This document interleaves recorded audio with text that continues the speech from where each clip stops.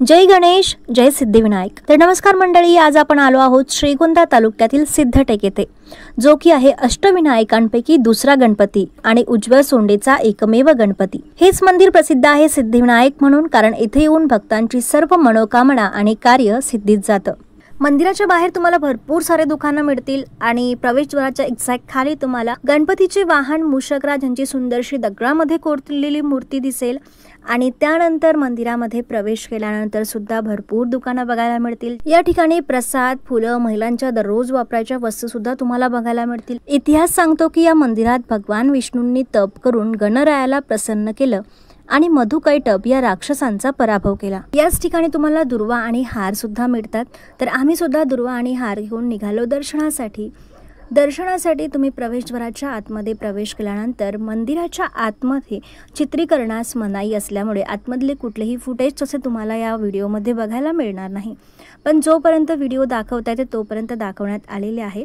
आतमध्ये तुम्हाला महाप्रसादाची सुद्धा व्यवस्था केलेली आहे। तिथं छोटंसं कूपन फाडून तुम्हाला महाप्रसाद घेता येईल। आणि मंदिराच्या आतमध्ये सुद्धा एक छोटंसं दुकान होतं की ज्या ठिकाणी तुम्हाला अशा अनेक मूर्ती आणि प्रसाद बघायला मिळेल।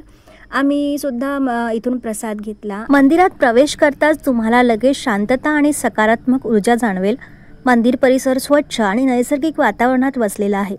भक्तांची जरी गर्दी असली तरी दर्शनासाठी कुणालाही जास्त वेळ थांबावे लागत नाही। दर्शन झाल्यानंतर आम्ही सुद्धा थोडीफार शॉपिंग केली आणि नंतर मंदिराच्या बाहेर आलो।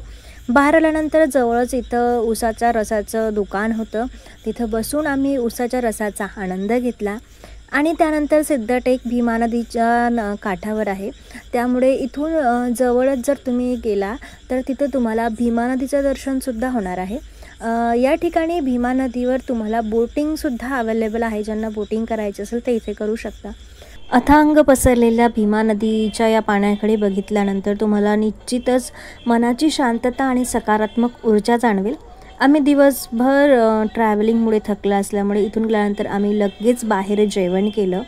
तर हा होता सिद्धिविनायक सिद्धटेक प्रवासाचा अनुभव। तुम्हीही जर अष्टविनायकाची यात्रा करत असाल तर या ठिकाणी येऊन इथला अनुभव नक्की घ्या।